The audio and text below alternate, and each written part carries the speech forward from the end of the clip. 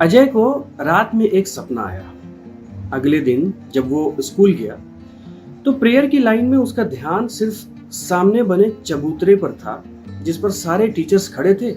वो बच्चों को असेंबली में स्कूल प्रेयर करते हुए देख रहे थे और उनकी निगरानी कर रहे थे। अजय ने पिछली रात सपना देखा था कि उस चबूतरे में एक बहुत बड़ा खड्डा था, लगभग पूरे चबूतरे जितना।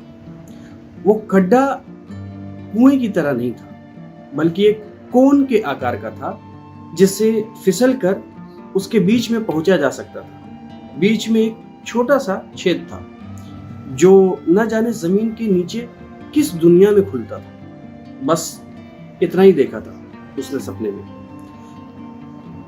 चौथे पीरियड होने के बाद जब लंच हुआ, सारे बच्चे खाना खाने लगे, खेलने लगे, तो सारे बच्चे ग्राउंड में खेल रहे थे और अजय उस चबूतरे पर चढ़कर बड़े ध्यान से नीचे देख रहा था।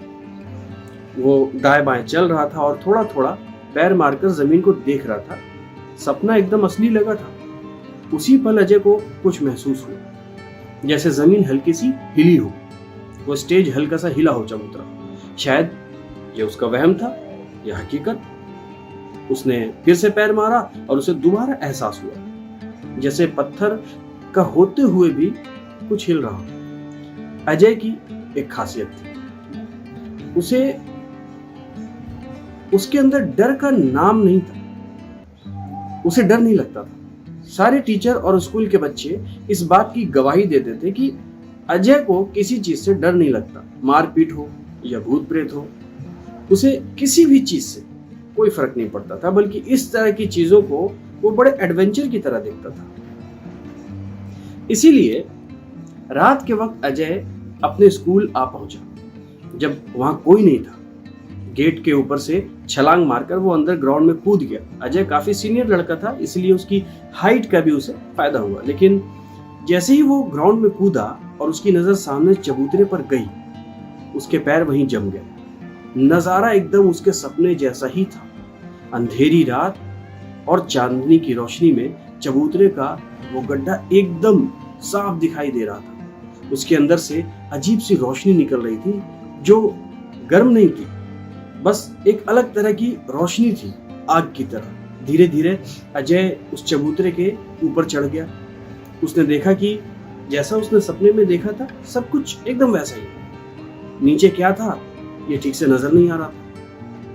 अजय ने दिलेरी की हद पार कर दी और फिसलते हुए उस खड्डे के अंदर चला गया। उसे बस यह जानना था कि अंदर है क्या।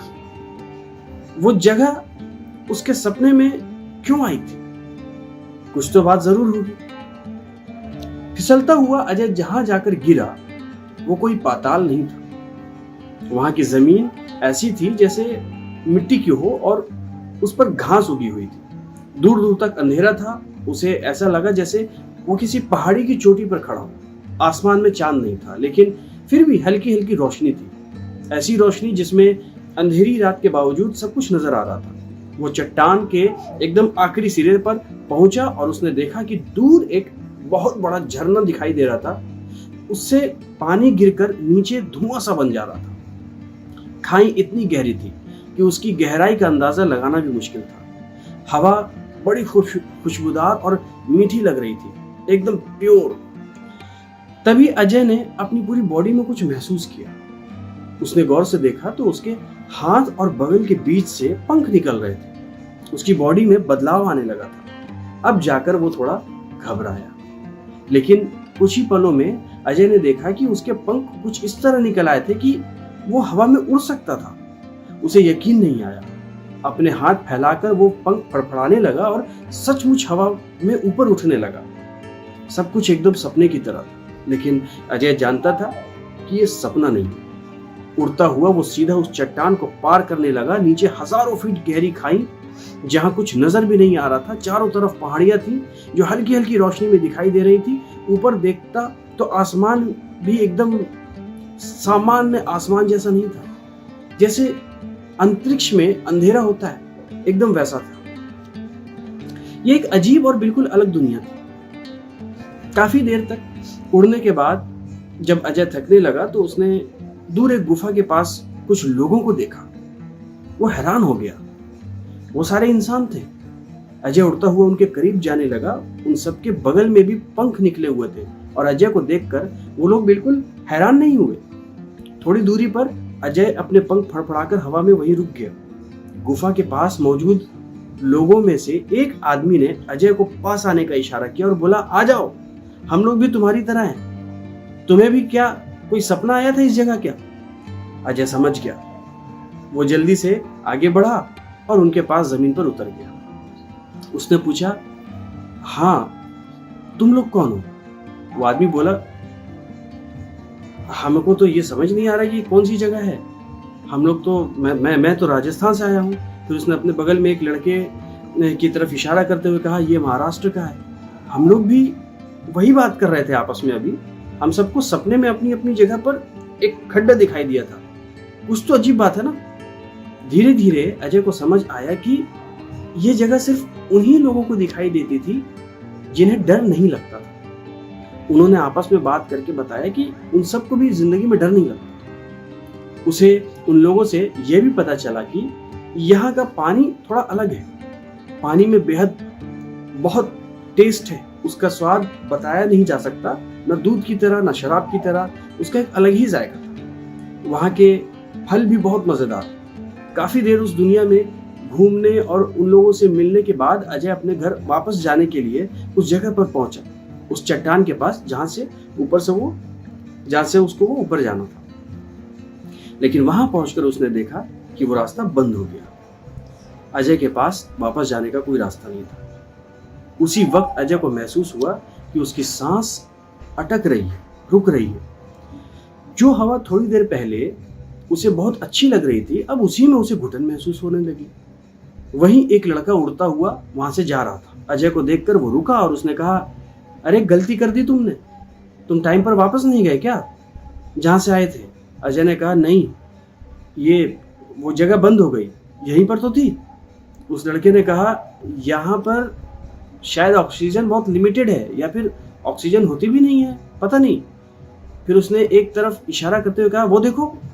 अजय ने देखा कि थोड़ी दूर पर एक लाश पड़ी हुई थी, इंसान की। उस लड़के ने कहा, यह भी बेचारा वापस नहीं जा पाया था उस दिन। अब पहली बार अजय को डर का एहसास हुआ। मौत उसके बहुत करीब थी। वो इस जगह में फंस चुका था। उसने घबरा कर पूछा, यहां से बाहर कैसे जाऊं? उस लड़के ने कहा, भाई तुम्हें पता नहीं है ये कौन सी जगह है? ये दरअसल हमारी गैलेक्सी नहीं है। तुम जिस गड्ढे में आए थे ना, वो वर्म होल है। मुझे धीरे धीरे यहाँ का मैटर समझ में आया। वर्म होल स्पेस में दो अलग अलग जगहों को कनेक्ट करता है। ये साइंस में है। वापस उसी रास्ते से लौटना अब भूल जाओ।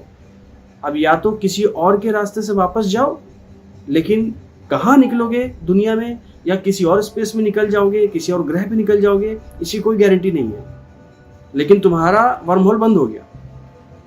अजय उसी पल समझ गया कि जिंदा रहने का बस एक ही तरीका है, किसी भी दूसरे रास्ते से बाहर निकल जाए।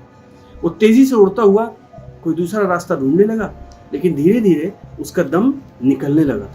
उसकी आंखें बंद हो गई।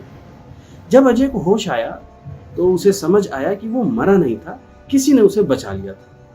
वो राजस्थान में बाहर निकला था। जो राजस्थानी लड़का था आया था, जिस लड़के ने उसे बचाया था, उसने बताया कि अब उसे नॉर्मल तरीके से ही अपने घर वापस जाना पड़ेगा, जो दिल्ली में था। अजय ने बस ली और दिल्ली के लिए निकल पड़ा। अब उसे एक नई दुनिया के बारे में पता था, जिसमें शायद वो फिर से जाना चाहेगा, लेकिन इस बार और भी ज्यादा सेफ्टी के साथ और भी ज्यादा सतर्क होगा। और वो ये भी ढूंढना चाहेगा कि उस मिस्टीरियस दुनिया के अंदर आखिर और क्या क्या मौजूद है। तो ये थी आज की कहानी दोस्तों। मिलते हैं एक नई कहानी के साथ।